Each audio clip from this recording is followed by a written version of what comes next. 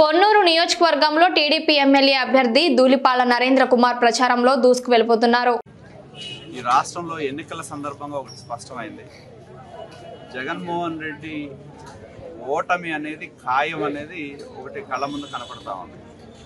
దాంతో ఇవాళ అధికారంలో తనకు సంబంధించిన వ్యక్తుల్ని పెట్టుకొని రకరకాలుగా దౌర్జన్యాలు చేయటం మనం చూస్తూ ఉన్నాం.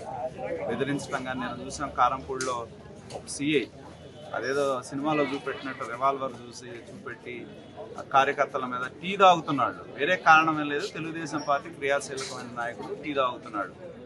అక్కడ ఏదో ఒక రకంగా వాళ్ళని కేసులో ఇరిగించాలనే దృక్పథంతో అక్కడికి వెళ్ళి దౌర్జన్యం చేసి బహిరంగంగా పోలీసులే రివాల్వర్ చూపెట్టే పరిస్థితి వచ్చిందంటే ఏ విధంగా కోడ్ వచ్చిన తర్వాత కూడా కొంతమంది అధికారులు ఎలా రెచ్చిపోతున్నారు అనే దానికి నిదర్శనం.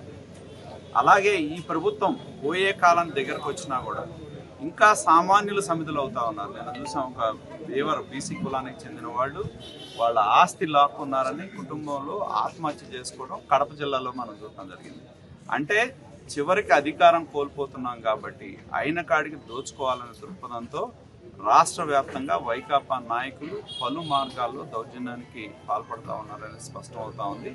మేము ఎన్నికల కమిషన్ని డిమాండ్ చేసేది ఏంటంటే సంబంధిత వ్యక్తులు ఎవరైతే ఉన్నారో వాళ్ళ మీద చర్యలు తీసుకోవాలని మేము డిమాండ్ చేస్తూ ఉన్నాం. అదేవిధంగా ఇవాళ ముఖ్యంగా ఈ జగన్మోహన్ రెడ్డి గారు ముఖ్యమంత్రి అయిన దగ్గర నుండి ఇప్పుడే చాలామందితో మేము మాట్లాడితే ఇచ్చిన పెన్షన్లు తీసేశారు, ప్రభుత్వ పథకాలు ఆపేశారు, కరెంటు బిల్లు దాటితే పథకాలు రావు అనే ఎండలు మండిపోతూ ఉన్నాయి. ఇంట్లో కనీసం ఒక ఫ్యాన్ వేసుకుందామని 4 ఫ్యాన్లు వేసుకుందామన్నా కూడా భయపడే పరిస్థితులు వస్తూ ఉన్నాయి. ఎందుకంటే 300 యూనిట్లు దాటితే పథకాలు ఆగిపోతాయని చెప్పి. నిన్న ఒక పేద ముస్లిం మహిళ అడిగింది, నా ఇంట్లో 2 ఓట్లు కావాలి, నేను నా పిల్లలు 10వ తరగతి చదివితేనే ఈ పథకం అమలు అవుద్దా అనే ప్రశ్న వేయడం జరిగింది. అంటే ఓట్ల దగ్గరకు వచ్చేటప్పటికి ఎటువంటి నిబంధనలు లేవు. పథకాలు ఇచ్చేవారికి నిబంధనలతో చాలామంది అర్హులకి ప్రభుత్వ ఫలాలు అందకుండా పోతున్నాయి అనేది స్పష్టంగా కళ్ళ ముందు కనపడతా ఉంది. ఈ ప్రభుత్వం మీద, ఈ పాలన మీద ప్రజలు తీవ్రమైన వ్యతిరేకతతో ఉన్నారు.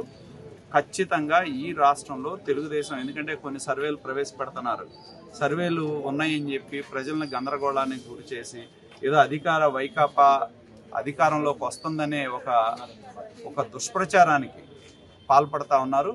ఎన్ని సర్వేలు చేసినా, సర్వే ఫలితాలు ఎన్ని తప్పుడు సర్వేలు మీరు ప్రకటించినా కూడా ప్రజలు ఇప్పటికే నిర్ణయం తీసుకోవడం జరిగింది. ఈ ప్రభుత్వాన్ని బంగాళాఖాతంతో కలుపుతారు. జగన్మోహన్ రెడ్డి చేసిన పాపాలు ఒక్కొక్కటి కూడా ఏ విధంగా అయితే ఇవాళ తెలంగాణ జరుగుతున్నాయో ప్రతి దాని మీద ఎంక్వైరీ చేస్తారు. ఎవరైతే దానికి బాధ్యులైన వ్యక్తుల్ని జైలుకు పంపించడం ఖాయం.